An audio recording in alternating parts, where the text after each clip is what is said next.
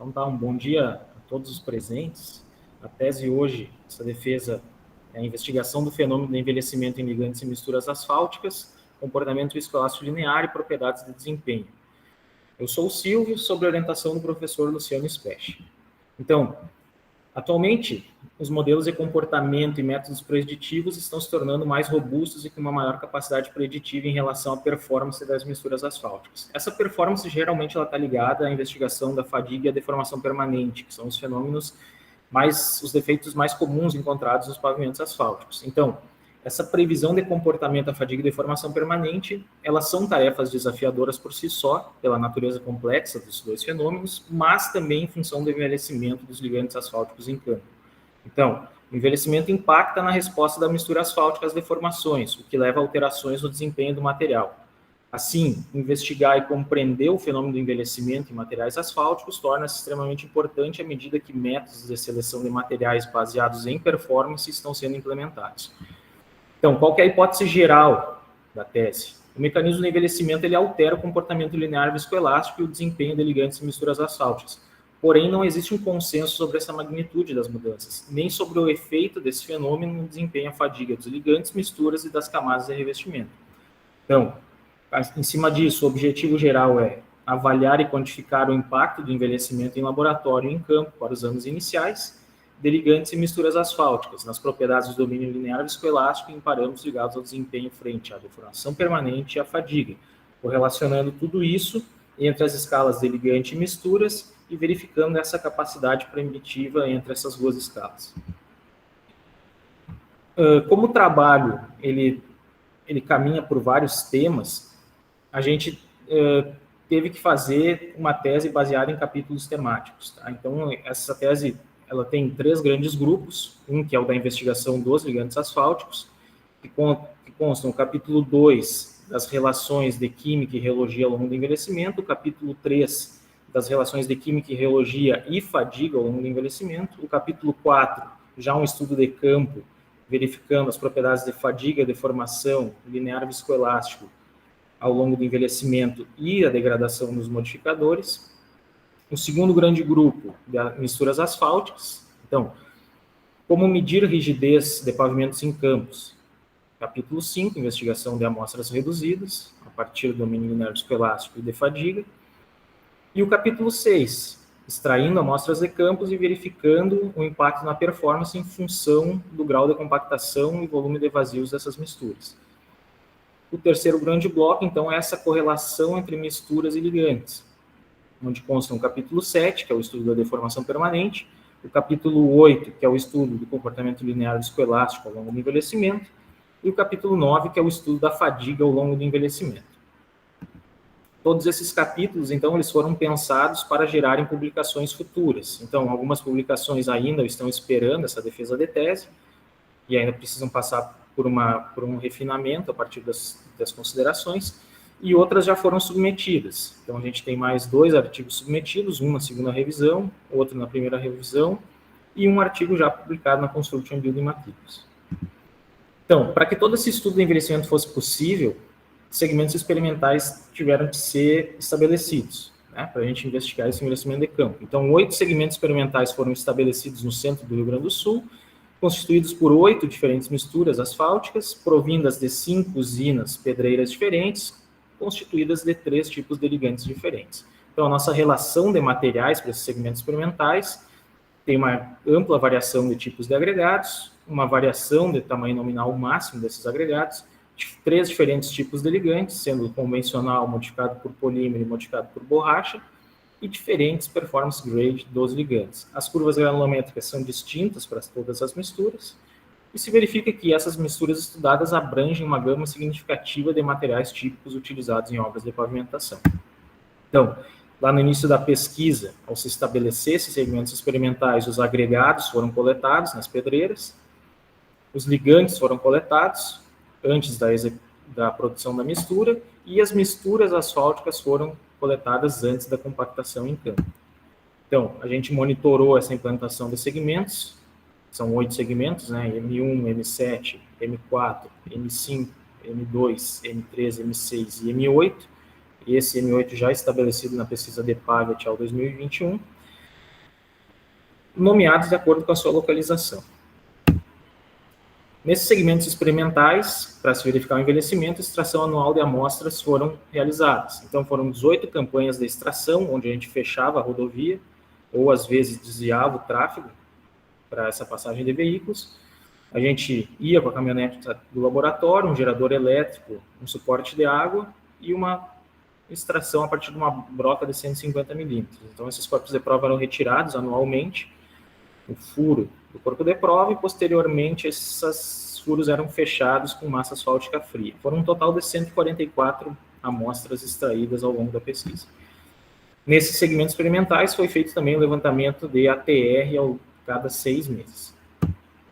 A partir das extrações em campo, esses CPs, essas amostras eram trazidas para o laboratório, a camada de interesse, então, era perfurada com horizontalmente com uma broca de 38 milímetros, e a gente tinha, então, amostras de pequena escala para se mensurar módulo dinâmico e fadiga e tração direta ao longo do tempo.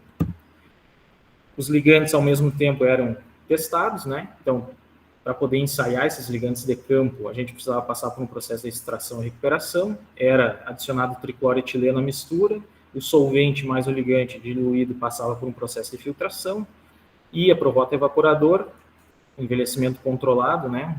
Um processo a vácuo com injeção de nitrogênio para impedir essa oxidação do ligante. O ligante era recuperado ao final do processo de recuperação no roto-evaporador. Todo esse processo foi calibrado na tese de Almeida Júnior 2022. Quanto aos ligantes, então, no DS a gente usava o DSR para fazer os testes. Os principais ensaios foram ensaios de PG, os ensaios de frequência sweep, os ensaios de linear amplitude sweep, os ensaios de múltiplo stress, clip and recovery, e da parte química, o ensaio da FTIR, todos esses seguindo as respectivas normas da ASHTO. Tá? Então, a gente tem a imagem do reômetro aqui, um ligante borracha após o ensaio já, a ser limpo, e amostras para baixas temperaturas e altas temperaturas. Para as misturas asfálticas foi usada a UTM-25, foram realizados ensaios de módulo complexo, em amostras usuais e reduzidas, ensaios de flow number, ensaios de tração direta em amostras usuais e reduzidas, todas também seguindo as últimas normas da ASHTO. Bom, então essa foi a metodologia geral, pessoal. Agora, o capítulo 2, o primeiro capítulo temático, ele é sobre o efeito do envelhecimento em laboratório no comportamento químico e reológico de ligantes, índices para rastrear os níveis de oxidação. Então, a primeira pergunta que a gente fez é como rastrear o envelhecimento nos ligantes a partir de dados reológicos experimentais?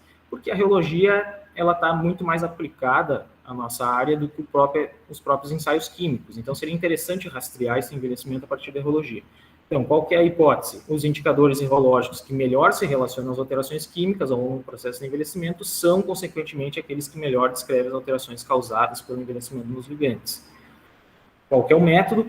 Investigar quais alterações os dados reológicos, que são indicadores indiretos, melhor se relacionam aos indicadores químicos, que são indicadores diretos de oxidação. Então, os indicadores reológicos foram obtidos através dos testes de frequência sweep, e os indicadores químicos a partir dos testes de FTIR. Então, foram 8 ligantes asfálticos, um para cada segmento, nos estados virgem, RT-FOT mais 20 PAV. Então, aqui a gente tem um espectro de absorbância de FTIR. A gente consegue verificar que as principais alterações de oxidação se dão nos picos de sulfóxidos e nos picos de carbonila. Então, os índices testados no FTIR foram área de carbonila, pico de carbonila, área de sulfóxidos, pico de sulfóxidos, área de carbonila mais sulfóxidos e pico de carbonila mais sulfóxidos. Ao mesmo tempo, índices reológicos foram obtidos nos dados experimentais. Não se usou nenhum modelo matemático aqui nesse primeiro capítulo. Tá? Então, a gente verificou a área abaixo da curva mestre para baixas rigidezes, a área total da curva mestre, o segundo índice, abaixo da curva mestre, o G de crossover, a frequência reduzida de crossover, um parâmetro de alta temperatura, então o G 65 graus 1 Hz, que a gente verificou que apresenta bastante variação com o envelhecimento, e um parâmetro de temperaturas intermediárias, que é o ângulo de fase 25 graus 1 Hz, que a gente também verificou que apresenta bastante variação ao longo do envelhecimento. Então aqui a gente tem ligante virgem, RT-FOT 20 PAV. Então, a gente verifica que o ângulo de fase caindo ao longo do envelhecimento. Então, esses foram 6 índices testados. A gente fez uma verificação de R quadrado em modelos de potência para todas essas relações e se somou os valores de R quadrado para os grupos reológicos. Então, aqui a gente tem área de Low Stiffness e se somou todos esses valores de R quadrado com os valores, com os indicadores químicos para cada um dos ligantes. O mesmo foi feito com os indicadores químicos. Se pegou sempre, por exemplo, o pico de carbonila com outro indicador reológico, pico de carbonila com outro indicador reológico, fez essa soma e se somou os R quadrados para todos os indicadores químicos. Então, a gente chegou no somatório dos R quadrados e se verificou que todos os índices reológicos testados no domínio linear escolástico se relacionaram fortemente às alterações químicas, sendo principalmente os que obtiveram os maiores valores de R quadrado, do G 65 graus 1 Hz, então a alteração lá nas propriedades de altas temperaturas, e o pico da carbonila. Tá? E vale ressaltar que, ao longo dessa tese, os mais utilizados para essas relações de envelhecimento foram o G65 e o Fi25, justamente por serem valores rápidos de serem obtidos nos dados experimentais. Então, quais foram as conclusões do primeiro capítulo? O aumento dos valores de absorbância no espectro dos grupos funcionais carbonila e sulfóxidos fica evidente com o aumento da oxidação. As correlações indicaram que o domínio linear escolástico está diretamente relacionado às alterações químicas, com índices confiáveis para rastrear os níveis de oxidação. O pico de carbonila e G65 graus foram os índices com as correlações mais fortes. Bom, então aqui a gente já tinha um indicativo de reologia e de química, e o pensamento foi, e a fadiga? Ela se correlaciona com a química do ligante, ela se correlaciona com a reologia do ligante, e esse é o assunto do capítulo 3. Então, a gente já tinha os indicadores de FTIR, a gente já tinha indicadores reológicos, agora adicionando mais alguns nesse terceiro capítulo, e a gente precisava de indicadores de fadiga dos ligantes. Qual que é a hipótese? O comportamento da fadiga é afetado pelos níveis de envelhecimento. E a pergunta, qual indicador de resistência à fadiga melhor se relaciona aos dados reológicos e às alterações causadas pela oxidação a nível químico? Então, a gente pegou os índices químicos, índices reológicos, propondo novos índices agora, então, ângulo de fase em temperaturas intermediárias, e os parâmetros delta e tal do modelo 2S2P1D, porque são parâmetros que descrevem a curva mestra dos ligantes em temperaturas intermediárias, e se correlacionou com a suscetibilidade ao trincamento por fadiga. Então, quais foram os indicadores de fadiga testados?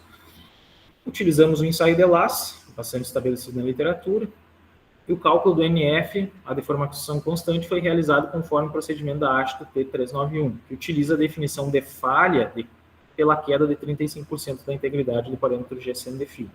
Mas a gente não queria testar só esse valor de NF baseado nesse parâmetro. Então a gente buscou na literatura outros critérios, outras definições de falha por fadiga e utilizou elas também para calcular NF. Então, teste de Lasse, plano tensão por deformação, verificou-se aonde ocorriam essas falhas para cada critério. O critério G35 é o primeiro a acontecer, seguido do C quadrado N1 menos C, seguido do C versus N, seguido da perda de 50% da rigidez, seguido do DADN e o último a acontecer, o máximo PSE. Tá? Então a gente verificou isso para todos os ligantes e a partir do procedimento da ASTO T391 calculamos os valores de NF. Então, para determinadas deformações testadas, associa-se ciclos de falha por fadiga. Só que a gente tinha 144 curvas de fadiga, porque a gente tinha 6 definições de falha, 3 níveis de envelhecimento e 8 ligantes. Então, era difícil analisar isso aqui graficamente. Para isso, foi utilizado, então, o cálculo do fator de fadiga dos ligantes. Então, a área abaixo da curva de fadiga para cada um desses ligantes foi mensurada através do fator de fadiga dos ligantes, para 3 diferentes níveis de deformação. O meu fator de fadiga do ligante, se eu deformo pouco o meu ligante, se eu deformo intermediário ele, ou se eu tenho uma alta deformação nesse ligante. Então, foram propostos 3 valores de FFB.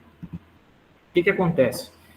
Quando a gente olha esses FFBs em 3 níveis de deformação diferentes para os ligantes convencionais. Então, quando o ligante está envelhecendo, de virgem em azul para RT forte laranja, 20 PAV em cinza, a gente verifica um aumento do fator de fadiga do ligante. Ou seja, em baixas deformações, o envelhecimento está melhorando a fadiga. E está melhorando de virgem para RT forte mais 20 PAV, 12,85% em média para todos os critérios. Para as médias deformações, a gente já verifica que há uma queda devido à fadiga com envelhecimento, de menos 2,75%. Já para altas deformações, essa queda é mais expressiva, de menos 19,50%. Ou seja, lá nas altas deformações, o envelhecimento está levando à perda devido à fadiga. Isso foi verificado também para os ligantes SBS. E o que a gente verificou é que o ligante modificado por SBS, ele é menos suscetível às variações devido à fadiga ao longo do envelhecimento do que o ligante convencional, porque os valores de alterações são menores. Tá? O mesmo para o ligante modificado por borracha. Então, no ligante modificado por borracha, essa estabilidade frente ao envelhecimento é maior ainda. Então, o ganho nas baixas deformações foi de apenas 7,1%, mas a perda lá nas altas deformações foi de apenas 1,04% dos valores de FFB. Beleza, então a gente já tem os índices de fadiga calculados, todos eles, para todos os critérios, todas as deformações, e a gente quer correlacionar com parâmetros do domínio linear viscoelástico e com parâmetros químicos. Quais são as melhores relações que a gente achou? Então, a gente usou o software R, montou uma matriz de correlação de Pearson, né, para todas essas condições, e a gente verificou que, para baixas deformações, o fator de fadiga de ligante baseado no 35% de GC no DFI, que é o critério da norma ASTO, se correlaciona muito fortemente ao ângulo de fase 25 graus 1 Hz. Nas intermediárias, o fator de fadiga do ligante baseado no critério C quadrado versus N vezes 1 menos C, versus o ângulo de fase 15 graus. E nas altas deformações, o mesmo critério, também vezes o ângulo de fase a 15 graus. Essas foram as melhores. Existiram muitas relações aqui que apresentaram valores de R de Pearson elevados. O que a gente tira daqui é que valores de ângulo de fase sobressaem como indicadores de resistência à fadiga. Então, aquelas novas tentativas baseadas em ângulos de fase funcionam.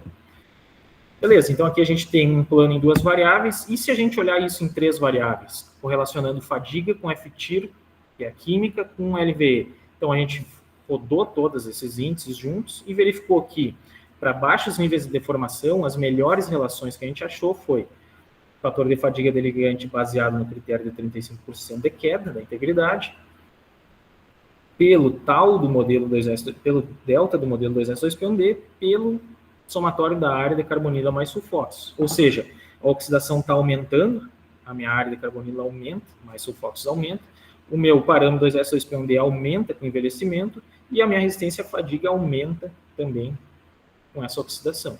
Tá? Então, esse plano de R quadrado gerou aqui um R quadrado de 0,79. Para altos níveis de deformação, a mesma coisa. Quanto menos oxidado está o ligante, ou seja, maior o ângulo de fase dele em temperaturas intermediárias, maior vai ser a vida de fadiga. Ou seja, menos envelhecido, melhor vida de fadiga.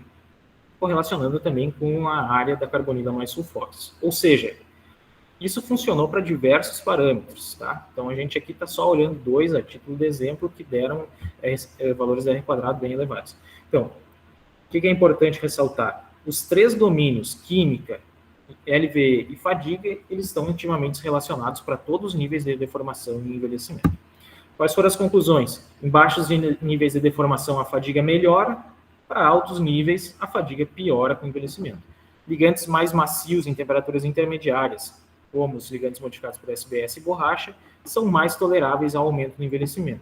O ligante borracha apresenta o melhor desempenho para qualquer definição de falha e qualquer nível de deformação. Valores de ângulo de fase em temperaturas intermediárias, muito pouco explorados na literatura como indicadores de desempenho e fadiga, mostraram-se muito promissores para essa tarefa. Os grupos de carbonila e sulfóxidos, junto com os preditores reológicos, foram preditores fortes nessa investigação do fenômeno de fadiga. Os preditores reológicos devem ser escolhidos levando em consideração o nível de deformação da análise de fadiga. Muito bem, então até aqui a gente tem verificado as condições de envelhecimento laboratorial. A pergunta é, e o envelhecimento de campo? O que acontece em campo? E esse é o tema do capítulo 4. Tá? Então, no capítulo 4, a gente sabe que as pesquisas em ligantes em laboratório elas são mais corriqueiras na literatura, no entanto, a investigação de ligantes em campo, pós-produção de usina e ao longo da vida útil, tem historicamente recebido menos atenção, pela dificuldade da extração de amostras e da extração de ligantes posteriormente. Qual que era a nossa hipótese? O envelhecimento de usina e de campo altera a resposta reológica dos ligantes, impactando no desempenho ao longo do tempo, podendo também degradar o modificador utilizado para ganho de desempenho dos ligantes. Qual que era a nossa pergunta? Como o envelhecimento altera essa performance no comportamento LVE, no comportamento de fadiga e na resistência à deformação permanente ao longo do tempo e da profundidade do revestimento. A modificação polimérica é afetada pelo envelhecimento? Então era isso que a gente estava procurando. Então o planejamento foi pegar o capítulo 2 e 3 já realizado em laboratório, extrair os ligantes pós-produção da mistura em usina, antes da compactação, fazer extrações de campo e extrair esses ligantes ao longo da profundidade, ao longo do tempo. Em cima disso, realizar os testes de FTIR e os testes de frequency sweep, linear amplitude sweep e múltiplo stress crippling recovery. Então, essas amostras foram extraídas do pavimento, né, sempre da linha central da faixa, para evitar possíveis problemas de danificação associados às trilhas de roda. Elas foram fatiadas em laboratório, em profundidades topo, meio e base, né? Então, essa camada que foi compactada, que é de nosso interesse, não as camadas antigas, o que gerou um total de 86 ligantes para ser analisados nessa pesquisa. O que a gente verificou, então, quando a gente começou a olhar esses ligantes? Então, a primeira coisa que a gente fez foi pegar o melhor parâmetro de envelhecimento que a gente identificou lá no capítulo 2, que era o G65 graus 1 Hz. E a gente começou a plotar esses valores. Então, ao longo da profundidade, a gente tem o ligante virgem, tá? Que ele não varia, porque ele não está em campo, então ele é estabelecido em laboratório. O ligante RT-FOT, um valor de rigidez. O ligante pós-usina, pós-produção da mistura em usina. Os ligantes 1, 2 e 3 anos em campo. E o protocolo RT-FOT mais 20 pares. O que a gente verificou? Já de cara, que o protocolo RT-FOT ele subestimou o envelhecimento da usina. Ou seja, a usina está mais rígida já que o RT-FOT. Ela envelheceu mais do que o RT-FOT está me dizendo. O segundo ponto é que, com o tempo, a rigidez do ligante vai aumentando, principalmente com um aumento mais forte nas camadas mais próximas à superfície, né? Então, essa camada aqui está mais exposta a temperaturas mais altas, à exposição solar, ela envelhece mais, né? Então, a gente verifica que, ao longo da profundidade, existe uma atenuação dessa rigidez à medida que essa profundidade está aumentando, né? Os modelos de potência, eles foram bons preditores do comportamento, eles se descreveram bem os dados experimentais, com R quadrados bem elevados, e profundidades maiores que 40 milímetros levaram a resultados muito próximos aos encontrados no ligante pós-usina. Então, provavelmente, a partir de 40, 50 milímetros de profundidade, esse envelhecimento ele já começa a ser bem menos significante. O mesmo aconteceu para o ligante M3, que é um segundo ligante convencional, e o mesmo aconteceu para o ligante M6, que é o terceiro ligante convencional dessa tese. Então, o que a gente verificou? Alterações anuais, então em vermelho o primeiro ano, em amarelo o segundo ano, e em azul o terceiro ano. Alterações percentuais do parâmetro G65 em relação ao ligante virgem, em relação ao ligante pós-usina, tá? Então, a gente tem no primeiro ano na superfície uma variação já de 67% no parâmetro G65, ao passo que lá no terceiro ano, esse valor de rigidez, de G65, já dobrou em relação ao valor visualizado em usina. Esses valores se atenuam ao longo da profundidade. Então, lá no fundo da camada, a gente está tendo variações de 13% para o primeiro ano e de 23% já lá no terceiro ano. Então, essa é a média para os ligantes convencionais observados nessa pesquisa. Então, como a gente identificou que o RT-FOT estava subestimando a usina, o que a gente fez foi, vamos verificar qual que é a equivalência do RT-FOT para que se chegue nesses níveis de usina. E foi o que a gente fez. Então, a gente tinha o ligante virgem, a gente tem o ligante pós-RT-FOT e a gente fez um protocolo 2-RT-FOT. Traçamos uma correlação linear, descrevemos isso aqui numa função linear, e verificamos que a nossa rigidez da RT-FOT era tal. E verificamos o momento em que isso se encontrava. Então, para o ligante M1, o primeiro ligante convencional, a gente verificou que a equivalência da RT-FOT usina é de 1,51 RT-FOT, ou seja, 128 minutos no RT-FOT. E como procedimento padrão, é um procedimento de 85 minutos, né? Ligante M3 correlacionou com 1,89 RT-FOT e ligante M6 correlacionou com 1,14 RT-FOT. Então, o que se nota? Existe uma insuficiência do protocolo RT-FOT em atingir o nível de envelhecimento de usinas de contrafluxo amostradas no centro do estado do Rio Grande do Sul. Sugere-se tempo entre RT-FOT e 2 RT-FOT como condição ideal de simulação de envelhecimento da usina, sendo que calibrações individuais de cada usina são necessárias para isso. Bom, a gente viu os ligantes convencionais e os modificados. Então, os modificados têm um perfil muito semelhante de comportamento, tá? Só que o que acontece nos modificados que nos chamou a atenção? Por vezes, as rigidezes dos ligantes modificados por SBS em campo são aparentes menores do que as verificadas pós-usina. Então, a pergunta é, como é que um ligante que está envelhecendo em campo, ele pode ter uma rigidez menor do que quando ele saiu da usina? E isso, na hora, surgiu a ideia de que existe degradação do polímero SBS. Tá? Então, isso aconteceu para todos os ligantes modificados por polímero, né? Ligante M7 modificado por polímero, M4, M5 e M2. E a gente olhou o ligante modificado por borracha e a gente viu que lá no ligante modificado por borracha isso não acontece, ou seja, não estava existindo degradação do modificador borracha. Tá? Então aqui a gente tem as análises pontuais pelo parâmetro G65, mas se a gente quer tornar isso e um pouco além, a gente pode descrever toda a curva mestra através de modelos matemáticos para se verificar essas alterações de comportamento em todo o espectro de frequências reduzidas que essas ligantes são submetidos. Então foi isso que foi feito. Montou-se as curvas mestras de todos os ligantes e aplicou-se a elas o modelo 2S2P1D para descrever o domínio linear viscoelástico. Então a gente tem para os ligantes convencionais, né?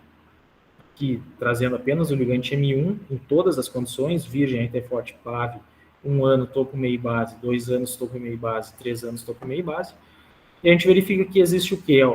Quando essas misturas envelhecem, o diagrama Black ele se torna mais linearizado, ou seja, está havendo redução dos valores de ângulo de fase. O mesmo pode se verificar a perda de parcela viscosa no plano Colli-Colli, verifica-se aumento da rigidez na curva mestra de modo dinâmico e verifica-se queda do ângulo de fase nas curvas mestras de ângulo de fase.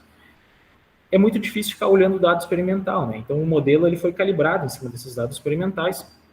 A gente calibrou o 2S2P1D para todas as condições e a gente verificou o quê? Que existem parâmetros do 2S2P1D que não mudam. Eles permanecem estáticos mesmo com envelhecimento, que é o G00, o K e o H. Existem parâmetros como o G0, que é a rigidez lá em cima da curva mestra, e o parâmetro tal, que eles variam com o envelhecimento, mas não existe uma tendência bem clara do que está acontecendo. Ao passo que os parâmetros delta e beta variam com o envelhecimento e tem uma tendência muito clara. Eles sempre aumentam com o aumento do nível de oxidação. Tá? Então, isso surgiu a hipótese de que delta e beta são bons rastreadores de envelhecimento. Então, se a gente verificar o comportamento de delta e beta ao longo da profundidade, por exemplo, para o ligante M1, a gente verifica o mesmo perfil de envelhecimento que a gente já verificou nos dados experimentais. Maiores valores de delta e beta, quanto mais próximos à superfície. Esses valores aumentando ao longo do tempo. O valor de usina dando maior que o valor de RT-FOT. Então, os parâmetros, isso se mostrou no ligante M1, no ligante M3 e no ligante M6, também ligantes convencionais. Então, o que a gente concluiu? Os parâmetros delta e beta do modelo 2S2P1D são índices seguros para rastrear níveis de oxidação. E os modificados, o que aconteceu? Então, quando a gente olhou os ligantes modificados, verificou-se um comportamento atípico em relação aos convencionais. Verificava-se queda de rigidez ao longo do envelhecimento, verificava-se que os ligantes envelhecidos em laboratório eles possuíam uma curvatura no diagrama Black, mas sempre que eles eram extraídos, recuperados, nas condições de usina e de campo, essas curvas do diagrama Black e as curvas mestras de ângulo de fase, elas tendiam mais precocemente a 90 graus. Tá? Então, isso é tendência clara de degradação de polímero. Por quê? Porque os ligantes estão se comportando como ligantes convencionais. Então, a gente olha os ligantes convencionais e a gente vê que essas curvas mestras elas tendem para 90. E é a mesma coisa que está acontecendo aqui com esses ligantes poliméricos. Então, de novo, a hipótese de degradação de polímero. Os valores do modelo 2S2P1D para os ligantes modificados por polímero também tiveram parâmetros estáticos, parâmetros que variaram sem tendência e parâmetros com variação com tendência, como o caso do delta e do beta novamente. Só que agora o que se verificou é que sempre que o ligante passava pela condição de usina, então M2 usina, M4 usina, M5 e M7, existia uma queda absurda do valor de beta. Então, o que a gente concluiu? Que o beta é um excelente indicador de degradação polimérica em ligantes modificados. Muito bem, então a gente sabe, a gente já está com a hipótese de que existe degradação, mas como é que eu vou provar que existe degradação? Como é que eu vou desassociar essa degradação do processo de extração e recuperação? Porque ao mesmo tempo que eu olho aqui, eu estou dizendo que todos os ligantes que tenderam a se comportar como convencionais foram os ligantes extraídos e recuperados. Será que não é o processo da extração e recuperação? Então foi isso que a gente testou. A gente verifica que ao longo do envelhecimento laboratorial virgem, RT-FOT e 20 PAV, essas curvas do diagrama Black, elas sempre entram para dentro, diminuindo o valor da angulefase. Ao passo que quando a gente extrai esse ligante pós-usina, essa curva tende mais a 90 graus. Então esse era o nosso indicador de degradação polimérica. O que a gente vai fazer? O que a gente fez? A gente pegou o ligante pós-RT-FOT, os marcadores em azul, para todos eles aqui, os 4 ligantes modificados por polímero, né, M2, M4, M5 e M7. A gente montou, reconstruiu essas misturas em laboratório, em protocolos de 2 horas de envelhecimento e 4 horas de envelhecimento em temperatura de compactação, extraiu e recuperou os ligantes. E o que aconteceu? Quando a gente fazia esse protocolo de reconstrução em laboratório, os ligantes extraídos e recuperados, eles batiam em cima do PAV. E mais, para um envelhecimento de 4 horas, essa curva mestra do ligante, essa curva de diagrama Black do ligante, ela continuava entrando para dentro, diminuindo os valores da angulefase, ao contrário da tendência observada em usina. Ou seja, o que a gente concluiu? Não existe degradação significativa da construção da mistura em laboratório. É um processo de degradação em usina e em campo. Tá? Isso foi observado através de valores de R% também, que é um excelente indicador de degradação polimérica. Então, os ligantes de laboratório e as misturas reconstruídas em laboratório não apresentavam queda, eles são valores semelhantes, né? Mas quando esse valor de R% de usina era observado, a gente via quedas expressivas, de 70%, 80%, 40% e até 40%. Uma última verificação foi, vamos pegar o FTIR e vamos verificar esses teores de polímero. Então, a gente verificou. Sempre existe 2 normas foram utilizadas, né, a ASTO T302 e a Australian T521, em cima da absorbância do FTIR, e sempre se verificava, então em azul RT-FOT, em vermelho usina, e sempre se verificou queda da porcentagem de polímero adicionado na mistura, também quando analisado em índices químicos. Para provar que o R% estava intimamente ligado à degradação polimérica, a gente montou uma relação de porcentagem de SBS por R%, e verificou numa regressão linear um R quadrado bem elevado, tá? Em torno de 0,91, demonstrando que o R% do ensaio de MSR é um forte indicador de comportamento polimérico. Muito bem, então, qual foi o impacto na resistência de deformação permanente?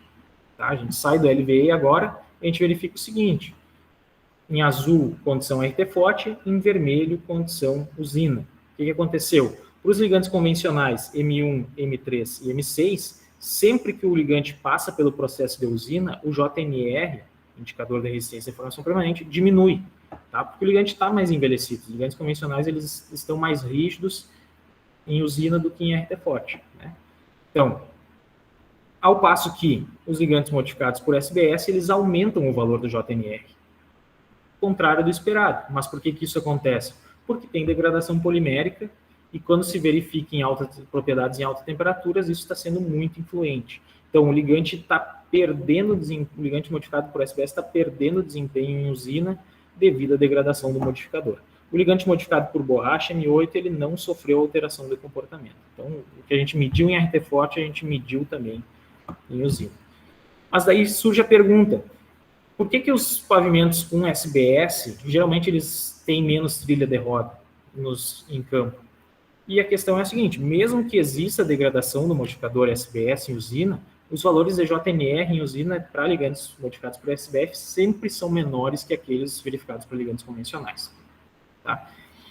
Então, ainda que exista degradação, esses ligantes continuam tendo melhor desempenho que os convencionais. O ligante borracha também ele foi o segundo melhor dos ligantes, em termos de resistência e deformação permanente. O melhor ligante sendo o ligante M4, que foi o ligante modificado por polímero que menos sofreu degradação em usina. O perfil do JNR foi avaliado ao longo da profundidade.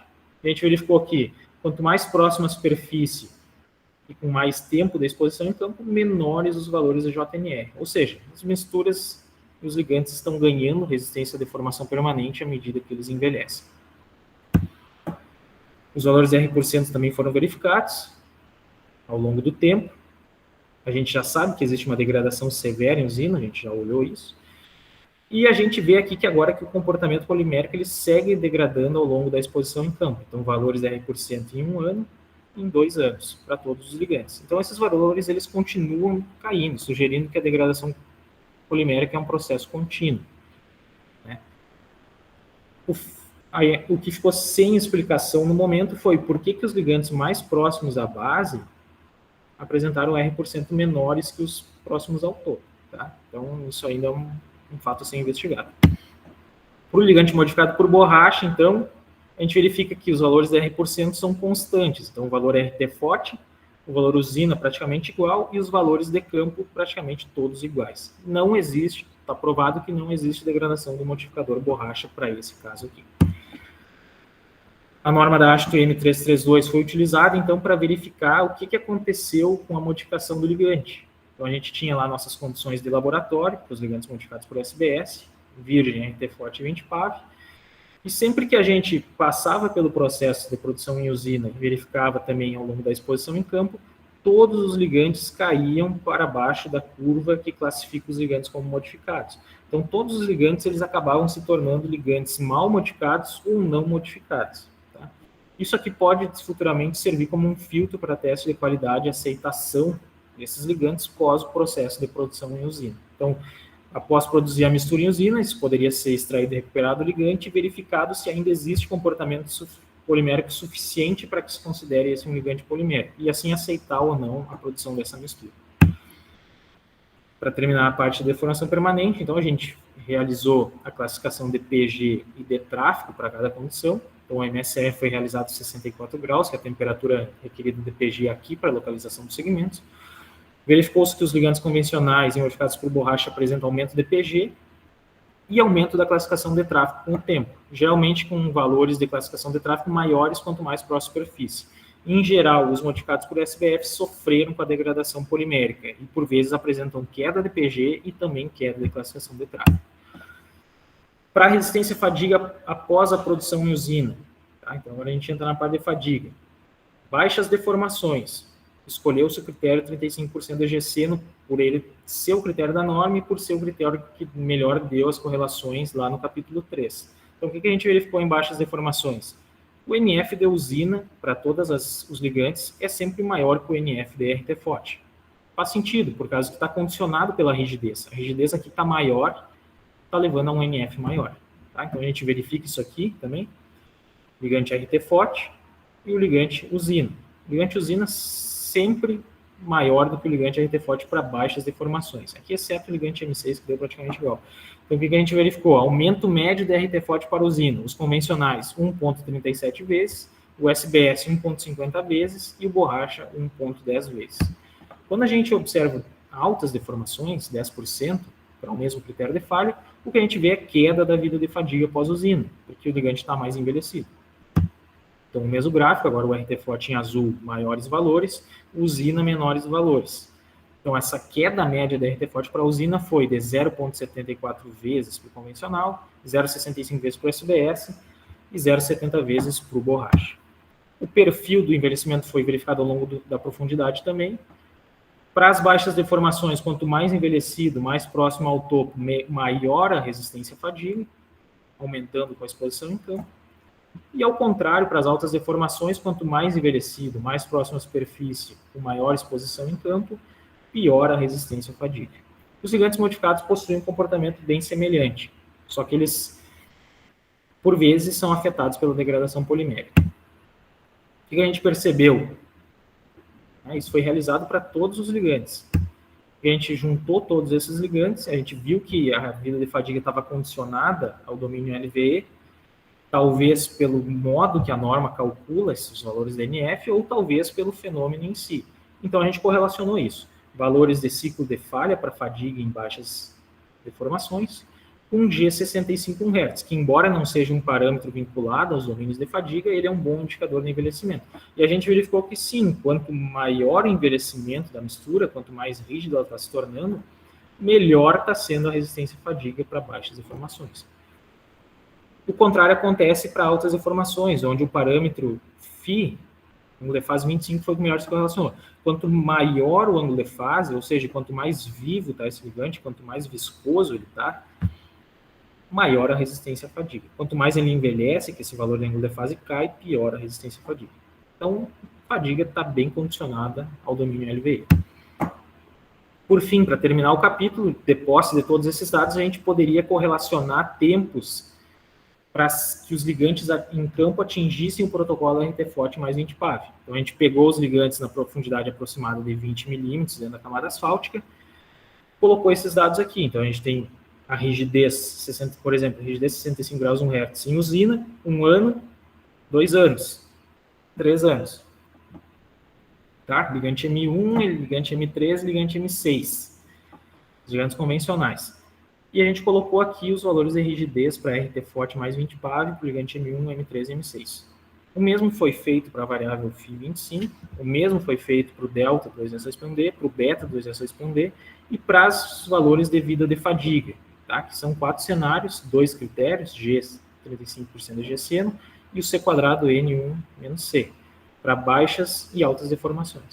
E a gente chegou em tempos de correlações.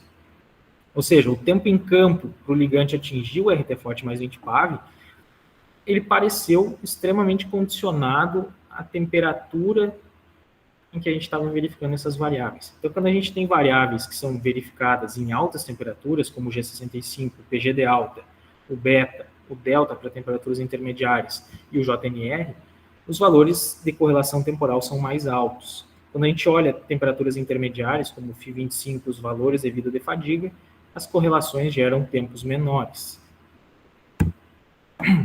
Então, em média, para altas temperaturas, o protocolo RT-FOT mais 20 PAV equivaleu a tempos de 5,73 para o ligante M1, 4,14 para o M3, 4,20 para o M6.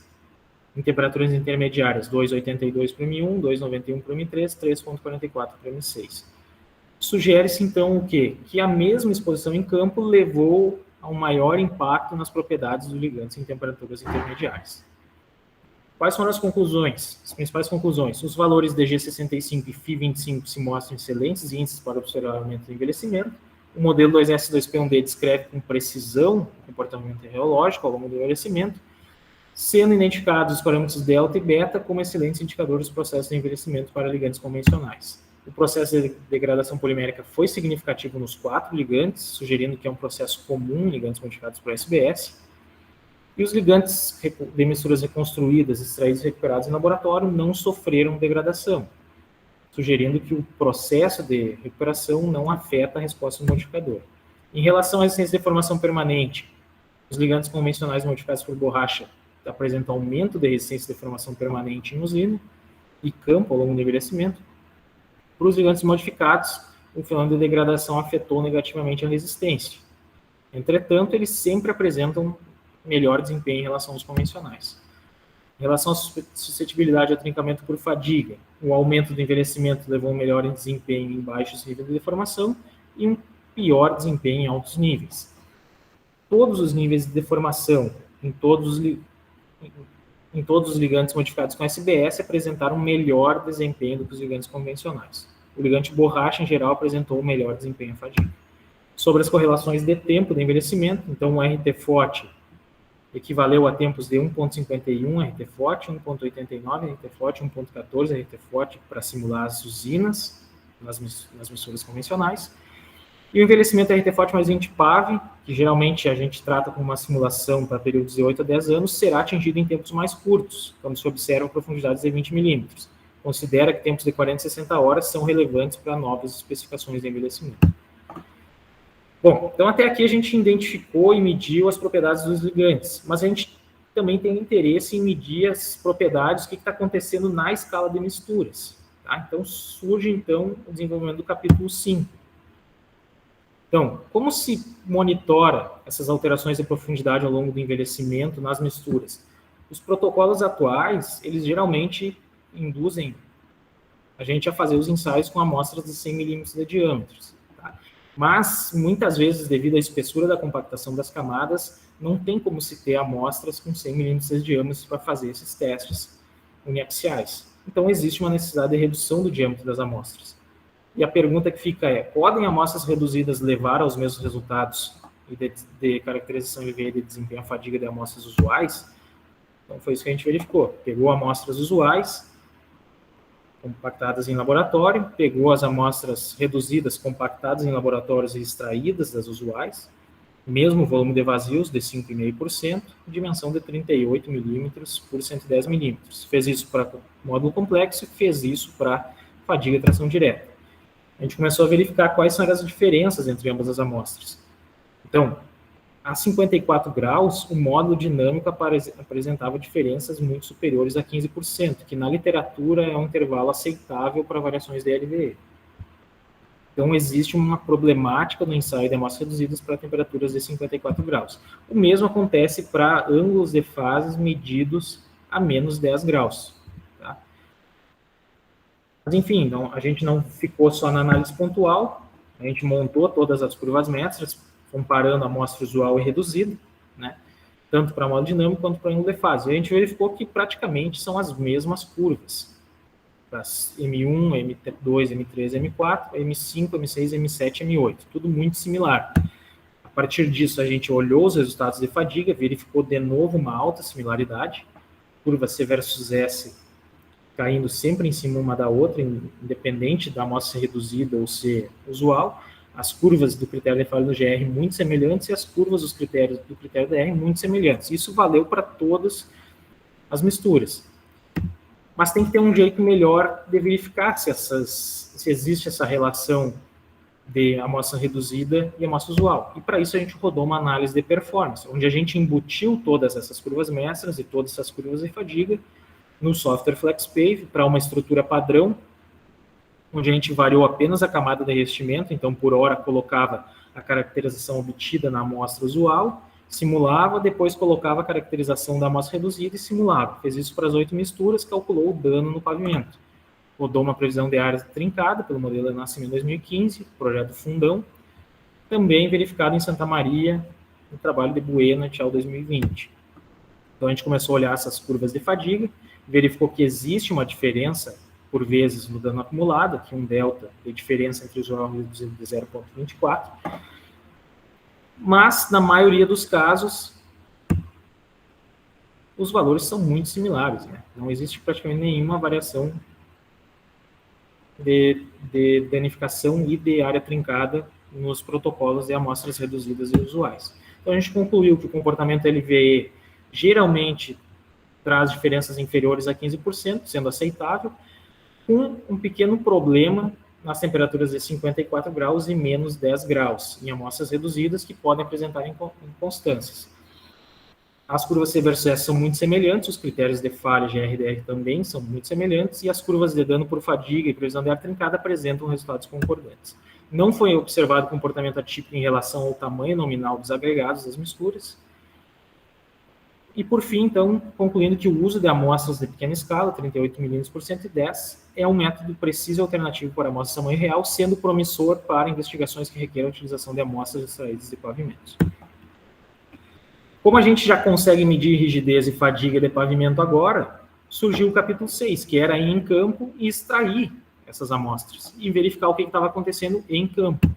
Tá? Então, essas amostras foram extraídas em campo, só que a gente tinha um problema.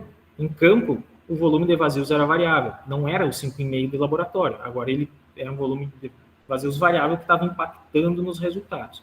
Então, o que a gente fez, na verdade, foi uma análise de desempenho, verificando o impacto do aumento de custos em função da perda de desempenho devido a compactações ineficientes, que levaram a altos valores de volume de vazios.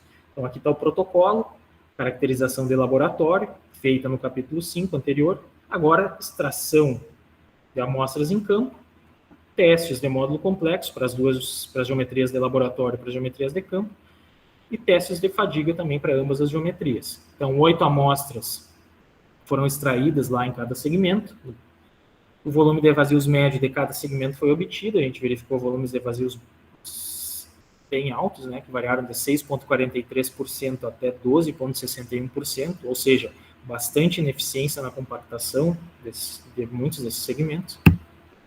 E a gente começou a comparar as curvas mestras.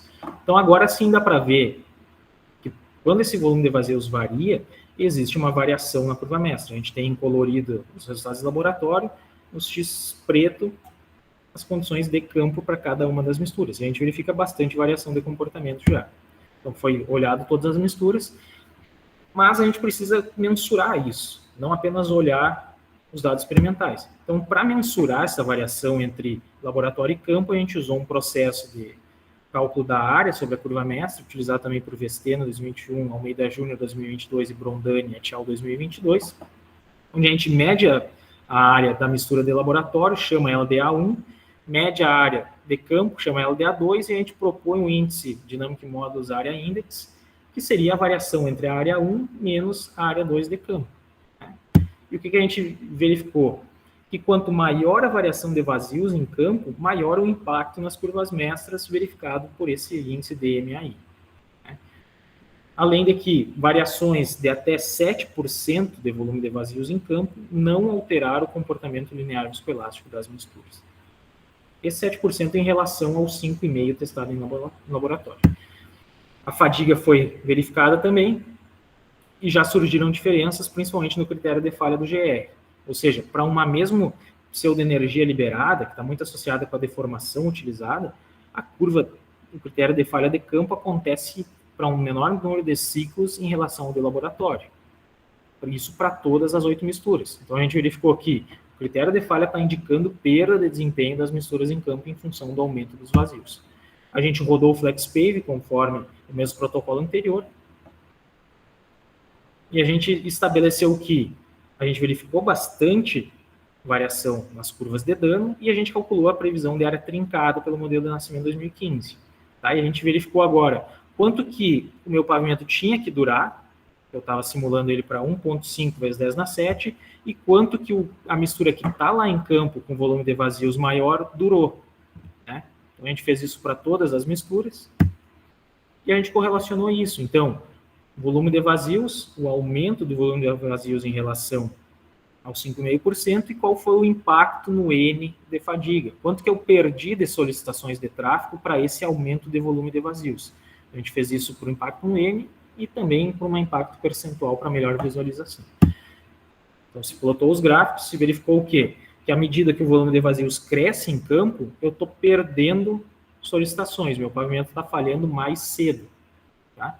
Percentualmente, então, volume de vazios próximos a 12% em campo retornaram perda devido de fadiga de entre 50% e 80%. Então, é um impacto bem severo em função da má compactação das camadas. Tá? A gente verificou um limite aqui de 8% como um limite máximo onde não se verificou alterações devido de fadiga nesse grupo de mistura estudado aqui. Então, se calculou o custo da camada asfáltica, né?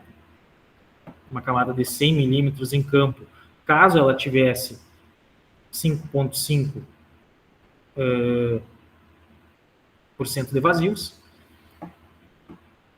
e se calculou o custo caso ela tivesse o volume de vazios de campo que ela está e a perda devido de fadiga que ela sofreu. Então, aqui a gente tem um custo associado, é o custo da camada asfáltica dividido pelo número de solicitações até a falha, a gente tem a variável custo por N que aguentou de fadiga.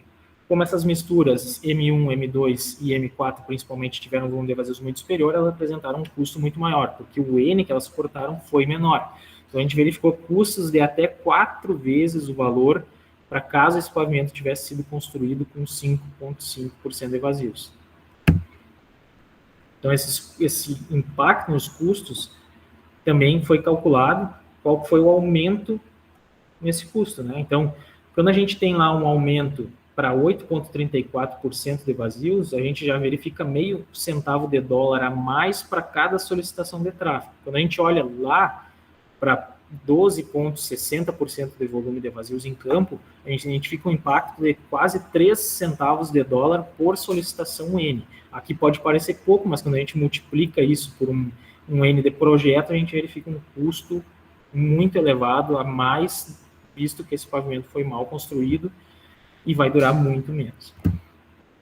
Então, para verificar qual que foi essa perda total, a gente fez uma equação de fator de redução de preço, onde a gente somou uma parcela que é o consumo da mistura asfáltica, quanto que o empreiteiro está consumindo a menos, visto que ele está botando mais ar dentro da camada, e quanto que é a perda de vida de fadiga. A gente juntou essas duas parcelas e verificou que para 8,34% de vazios, 11,92, 12,6, os valores de redução de pagamento devido à má prática da engenharia foram de 35%, 54% e 83%, respectivamente. Tá? Então, isso aqui, num cenário ideal, poderia se penalizar essa empresa empreiteira em função da má execução da camada asfáltica. As conclusões: os volumes de vazios até 7% não alteraram o domínio LVE, volumes de vazios de 8% não levaram a perda de vida de fadiga, entretanto, quando esses volumes de vazios sobem, existe uma perda de vida de fadiga muito severa. Aumentos do custo de 1,5, 1,8 e 4 vezes foram encontrados para volumes de vazios de 8,34, 11,92 e 2,61%, e ressalto que cada situação deve ser investigada individualmente, visto que esse aqui é um framework para fazer essa previsão de custos, tá? Ele não vale para qualquer situação de pavimento. Bom, como a gente vinha acompanhando o ATR, a gente também verificou o que acontecia com a deformação permanente numa abordagem multiscala. Então, a gente pegou os dados que a gente tinha de caracterização das misturas e ligantes e correlacionou com o ATR medido em pista. Esse foi um estudo realizado a 4 mãos, junto com o Diego Menegus, fez a dissertação dele aqui no grupo, a gente trabalhou junto em cima desses dados. Então, a gente verificou as taxas de ATR, né? Então, calculou para todas as 8 misturas taxas de afundamento em milímetros por passagem N. E a gente verificou que as misturas por polímero apresentam uma taxa menor do que aquelas com convencionais. Exceto a mistura M3, que foi uma mistura problemática, que já no primeiro ano tinha 90% da área trincada. Provavelmente. Então, a gente relacionou flow number com taxa de afundamento, ATR por N. Né? Então, quanto maior o flow number, menor o ATR por N. Quanto maior a rigidez em altas temperaturas, menor o flow number por N. Sempre menor o ATR por N. Sempre para uma relação de R quadrado bem elevada, sugerindo que existe intimamente um comportamento interligado entre mistura e afundamento. A gente testou isso também numa outra escala, ligantes asfálticos. Vamos ir direto dos ligantes para o ATR por N em campo. E a gente achou regressões bem elevadas. Tá? Um R quadrado de 0,66 para a rigidez do ligante em alta temperatura e o afundamento por N em campo. O mesmo parâmetro JNR, também com um afundamento em campo. Quanto menor esses valores da JNR, melhora a deformação permanente dessas misturas. As conclusões do capítulo foram que as misturas compostas por SBS e por borracha apresentaram menores taxas de ATR por N, e que mesmo para misturas compostas por diferentes agregados, as correlações multiscalas do domínio de ligante para campo foram muito significantes, demonstrando que o ligante tem uma extrema importância na resistência ao ATR. O capítulo 8, então, tratou do envelhecimento das misturas asfálticas, das propriedades lineares e esquelásticas das misturas asfálticas em campo e em laboratório. Então, a gente sabe já, até agora, que o comportamento linear e esquelástico é extremamente importante para a previsão de desempenho, que foi o que a gente fez nos 2 capítulos anteriores, e a nossa hipótese é que o envelhecimento altera o comportamento linear e esquelástico das misturas. Então, qual que era o objetivo? Avaliar o envelhecimento, o comportamento do envelhecimento no domínio linear e esquelástico das misturas, porque no capítulo 6 o que a gente fez foi avaliar o volume de vazios, não o envelhecimento. Então, agora o envelhecimento. Então, as extrações de campo foram realizadas também, e a gente montou um protocolo de envelhecimento em laboratório. 4 dias, 8 dias, 16 dias, sempre a 90 graus. Uma temperatura não superior a 100, porque na literatura aponta-se que a partir de 100 graus a relação geologia e química se perde, então a gente buscou uma temperatura mais baixa, aumentou os dias em estufa. Essas misturas foram envelhecidas em bandejas com uma profundidade de 25 milímetros, compactadas posteriormente. Se levantou essa temperatura na temperatura de compactação, compactou as misturas e ensaiou um módulo complexo em laboratório. O que a gente viu? Aqui trazendo o exemplo para uma mistura, tá? A mistura M1, existe um aumento elevado da rigidez em baixas temperaturas, e intermediárias também, e uma perda de parcela viscosa ao longo do envelhecimento. Tá? Quando se aplica o modelo 2S2P1D nessas misturas, se verifica, assim como para os ligantes, que os valores de delta e de beta são muito influentes no processo. Eles explicam muito o envelhecimento. E as misturas com SBS sofrem processo de degradação. Então, como o SBS sofre degradação, a gente focou nos convencionais, pegou os dados convencionais e tentou montar uma correlação entre campo e laboratório. E o que a gente fez foi, assim como para os ligantes, pegar o valor de alguns índices, como a rigidez em alta temperatura, o delta 2S2P1D e o beta 2S2P1D, sempre parâmetros de alta temperatura, porque os de baixa eles estão sendo muito influenciados pelo aumento dos vazios, então eles não foram utilizados. A gente colocou usina, 1 ano, 2 anos. Tá? Por uma profundidade média aqui de 20 milímetros, que é a profundidade central do corpo de prova reduzido, extraído de campo. E a gente botou os valores das misturas envelhecidas soltas em laboratório. 96 horas, 192 horas, 384 horas. Então, agora a gente quer saber quanto tempo leva para essa mistura em campo atingir o protocolo de laboratório. E foi isso que a gente verificou. Então, para que a mistura em campo a 20 milímetros de profundidade atinja o protocolo 96 horas, 90 graus em estufa, na mistura M1 são necessários 5,85 anos. Na mistura M3, 3,96 e na mistura M6, 8,67 anos. O que a gente concluiu? Cada mistura tem suas particularidades que levam a diferentes taxas de envelhecimento, que levam a essas variações de correlações temporais. O protocolo 96 horas em 4 dias em estufa 90 graus é um método promissor para a caracterização de misturas em laboratório, simulando a meia-vida de projetos de pavimentos no sul do Brasil. Então, quais foram as conclusões? O envelhecimento em laboratório e campo resultou em aumento da rigidez em altas temperaturas e perda da parcela viscosa em temperaturas intermediárias, tornando o comportamento mais elástico na resposta às informações. Os valores de hemodinâmica em baixas rigidezes são extremamente influenciados pelos vazios de ar presentes nas misturas, tá, em altas rigidezes. A degradação do polímero analisada a partir do mínimo de LV foi completa para todas as misturas após o processo de produção em usina mais 2 anos de investigação em campo. Então, quando a gente já estava extraindo há 2 anos essas misturas, elas já não tinham mais polímero. A degradação foi completa também para o cenário de produção em usina mais 96 horas em estufa. Então, quando eu aplicava 4 dias em estufa, na mistura pós-usina, ela também já não tinha mais modificação polimérica. E se encontrou tempos aí desses 5,85, 3,96 e 8,67 anos para amostras retiradas a 20 milímetros de profundidade. O último capítulo da tese, então, foi a suscetibilidade ao trincamento por fadiga ao longo do envelhecimento. Então, a gente já verificou o LVE, agora a gente vai verificar a fadiga. A resistência à fadiga está muito atrelada ao fenômeno do envelhecimento. E as alterações causadas pelo envelhecimento na literatura ainda não são bem estabelecidas. Existe a ideia de que piora a fadiga em campo, mas ainda não está concreto sobre isso. Existem até trabalhos baseados no SVCD trazendo resultados um pouco diversos em relação a essa questão. Qual era o objetivo geral? Avaliar o efeito do envelhecimento e relacionar o desempenho à fadiga das misturas com o desempenho à fadiga dos ligantes lá do capítulo 4. Tá? Foi isso que foi feito. Então, testes uniaxiais de fadiga, tração direta, pós-usina, 96 horas, 192 horas, 384 horas, envelhecidas em bandejas em mistura solta, aplicou-se o modelo SVCD, obteve-se as curvas C versus S ao critério GR, rodou-se o FlexPave para um tráfego pesado de 1.5 vezes 10 na 7, e obteve-se também o parâmetro FFM, que é uma solução analítica de fadiga. Verificou-se o desempenho à fadiga ao longo do envelhecimento e relacionou-se o FFM com os resultados do FlexPave. O que a gente verificou de interessante? Quando a gente calculou o fator de fadiga da mistura, a gente achou que o envelhecimento inicial ele levou a um aumento do fator de fadiga da mistura, ou seja, ele está melhorando a fadiga. Só que quando eu induzo níveis muito altos de envelhecimento, como 384 horas, eu tenho uma piora da mistura. Na mistura M2 aqui melhora até as 96 horas e depois eu já não consigo ensaiar mais, porque se piorou muito o comportamento. O mesmo para a mistura M5, a mistura M6 também melhorando e piorando, e todas as outras misturas melhorando e posteriormente piorando.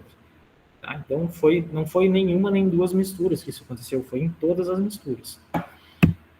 E a gente olhou o dano médio no FlexPave, que ele simula mais próximo às condições reais de campo. E o que a gente achou? Mistura M1, comportamento muito similar para todos os procedimentos, e todas as outras misturas demonstrando que menor dano por fadiga, menor N sobre NF, para situações iniciais de envelhecimento, piorando quando o nível de envelhecimento se torna severo. Isso valeu para todas as outras misturas. Ou seja, isso está conversando com o FFM também. Está me dizendo que a mistura melhora um pouco com o envelhecimento e depois ela piora com muito envelhecimento. Então a gente olhou o parâmetro FFM para todas as misturas pós-usina. A mistura M4, que é aquela que restou modificação após o processo de produção, tem um maior FFM, é a melhor mistura fadiga, seguida pela mistura com borracha. Enquanto que os outros ligantes modificados por SBS com degradação severa do modificador se assemelharam com ligantes convencionais. Quando a gente olha o FlexPave, isso conversou com o FFM. Então, a mistura com mais modificação polimérica foi a que deu o menor dano de fadiga, sendo que todas estão sendo simuladas na mesma estrutura, com o mesmo tráfego. O ligante modificado por borracha em segundo lugar na classificação, e os demais ligantes poliméricos, por vezes, se assemelhando aos ligantes convencionais também. Então, vendo que existe essa conversa entre FFM e FlexPave, a gente correlacionou a solução analítica do FFM com o N sobre o NF. E existe uma relação muito forte. Tá? Para uma estrutura de 50 milímetros de espessura, uma relação de 0,91, para uma de 150, uma relação de 0,86. Se a gente pegar todos os estados de envelhecimento agora, não só os pós-usina, a gente verifica que essa relação continua mantida. O R² diminui um pouco, porque existem mais pontos, mas o FFM sempre conversa com o FlexPave. A gente pegou esses resultados, correlacionou com os valores de FFB do capítulo 4, para diferentes critérios de falha, e para valores de R%, que são indicativos de polímero nas misturas e nos ligantes, baseados no teste de MSR. O que a gente achou? Primeiro, quanto maior o valor de R%, menor o dano por fadiga. E isso aqui faz muito sentido, porque está dizendo o seguinte, quanto mais modificação tem esse ligante remanescente após a usina, melhor ele é para fadiga, menos ele danifica. Depois, pegando os dados de fadiga, por um critério 35% de EGC da norma da ASHTO com o ensaio de Lass, o que a gente observou? Relação muito forte. Quanto maior o fator de fadiga do ligante, maior o fator de fadiga da mistura. Quanto maior o fator de fadiga do ligante, menor o dano obtido no FlexPave. Ou seja, muito forte a relação entre as escalas, o ligante explica muito do comportamento da fadiga das misturas. A gente olhou isso com um segundo critério, que funcionou muito bem, que foi o critério do máximo PSE. Tá? A gente verificou a mesma coisa, R² muito elevados, mostrando que maiores FFB levam a maiores FFE, tanto para FFM quanto a mesma relação, né, maior FFB, menor dano por fadiga. Quais foram as conclusões, então? Os resultados obtidos nessa pesquisa referem-se apenas às alterações causadas pelo processo termooxidativo induzido em laboratório, então isso aqui é muito importante, porque em campo não é só isso que acontece, então talvez em campo o envelhecimento não melhore a condição de fadiga, mas quando a gente induz só em envelhecimento oxidativo em laboratório, acaba melhorando. O incremento foi favorável até certo nível de oxidação, no entanto, a partir de um limite de incremento, a mistura passa a perder desempenho. O envelhecimento de 96 horas em estufa, 90 graus, que corresponde aproximadamente a 5 anos em campo, teve um impacto positivo na vida das fadigas de mistura. O protocolo de 384 horas levou a perda de desempenho para todas as situações observadas. O cálculo do FFM apresenta correlações muito boas com a classificação de dano simulada em condições reais do FlexPave, de modo que apresentou viabilidade para ser utilizado como referência para projetos de misturas asfálticas baseadas em desempenho, que é para onde a gente está caminhando agora. As misturas com ligante modificado por SBS levam a uma maior resistência à fadiga, e a mistura com ligante borracha também teve um desempenho muito significativo frente à resistência de formação permanente. Os valores de R% vinculados a comportamentos poliméricos levaram os maiores valores levaram a uma melhor performance e fadiga nas misturas. O aumento do fator de fadiga coincidiu com o aumento do fator de fadiga das misturas, né? Ligante coincidiu com mistura e também coincidiu com o FlexPave. Demonstra-se assim, por fim, uma existência muito forte de relação entre a resistência à fadiga do ligante e a resistência à fadiga da mistura asfáltica. As definições de falha por fadiga de 35% e máximo PSE foram as que melhor se relacionaram à resistência à fadiga das misturas. Então, eu queria agradecer à Universidade Federal de Santa Maria, que eu estou aqui desde 2010, ao grupo do GEPASV, a Petrobras e a ANP pelas bolsas de pesquisa, a CAPES pela bolsa de pesquisa ao longo de todo o doutorado, o Programa de Engenharia Civil, ao DAIR, ao DENIT, a Universidade da Carolina do Norte pelo Software Facts Pave e também ao CNPq. Queria agradecer a disponibilidade da banca e deixo agora as considerações com vocês. Obrigado.